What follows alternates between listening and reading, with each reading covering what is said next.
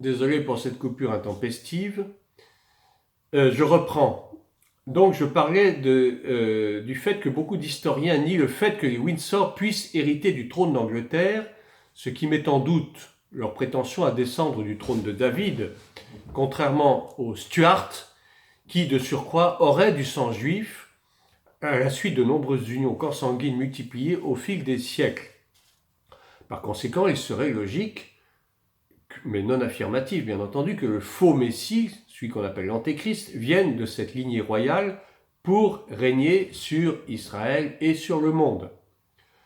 De plus, l'Antéchrist doit venir de l'ancien empire romain dont fait partie l'Angleterre, et cet empire romain qui est en train de se reconstruire par l'entremise donc de l'Union européenne avec la complicité du Vatican et de toutes ces sociétés secrètes, les Illuminati, l'Opus Dei, les Jésuites, bien entendu, la Loge Vaticane, qui sont les véritables patrons des services secrets anglo-américains, la CIA aux États-Unis et le MI6 en Angleterre, qui œuvrent main dans la main pour préparer sa venue. Je vous lis maintenant Daniel chapitre 7, versets 2 à 5. Daniel commença et dit : « Je regardais pendant ma vision nocturne, et voici, les 4 vents des cieux firent irruption sur la grande mer. Et 4 grands animaux sortirent de la mer, différents les uns des autres.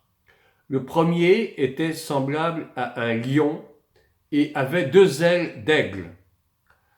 Et voici, un second animal était semblable à un ours et se tenait sur un côté. Il avait 3 côtes dans la gueule, entre les dents, et on lui disait : lève-toi, mange beaucoup de chair. Considérons quelques éléments un peu troublants par rapport à ce passage. L'ours, donc l'animal l'ours en langue celtique se dit Art-Ur. Or, Arthur est le second prénom du prince William. L'ours représente aussi la ville de Berlin. En fait, l'ours représente l'Allemagne. On se souvient des liens étroits entre l'Angleterre et l'Allemagne dans les familles royales et leurs relations, plus ou moins cachées, avec le nazisme. Ce même animal, l'ours, figurait dans le blason de l'ancien pape Benoît XVI. Le lion, lui, est le symbole héraldique dont fait partie des armoiries de l'Angleterre.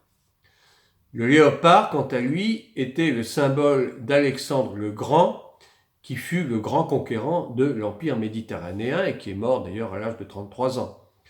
Le prince Philippe d'Édimbourg, donc le mari de la reine Élisabeth II, a pour second prénom Alexandre, et il est lui-même d'origine grecque. Le débat reste donc ouvert.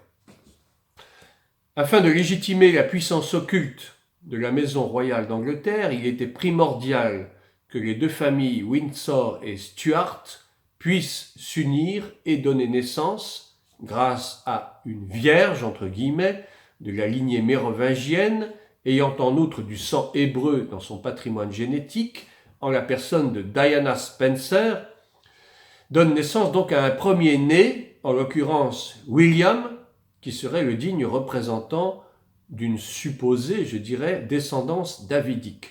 Ainsi, le peuple juif, trompé, sera persuadé de trouver en lui son faux Messie tant attendu. Des 4 grands empires, babyloniens, médo-perses, grecs et romains, révélés par Dieu à Daniel dans la fameuse grande statue du roi Nabuchodonosor, eh bien, c'est l'Empire romain qui englobe en fait les autres et qui sera sur lequel régnera l'Antéchrist en tant que suprême empereur du nouvel ordre mondial. Si l'Angleterre n'est assurément pas la seule nation dans laquelle sévissent la sorcellerie et les intrigues depuis des siècles, on peut cependant la désigner à cause du pouvoir impérial et monarchique et sa puissance coloniale. Rappelons quand même que la reine d'Angleterre, à elle seule, est la première grande fortune mondiale.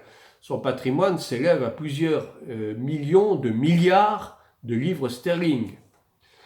Eh bien, on peut désigner à juste titre l'Angleterre comme la détentrice de l'avenir du monde par de multiples ramifications et tractations qui s'y sont opérées tout au long de l'histoire, ainsi que par l'influence grandissante qu'elle a su habilement étendre parmi les nations, aussi bien du point de vue politique qu'économique, culturel et religieux.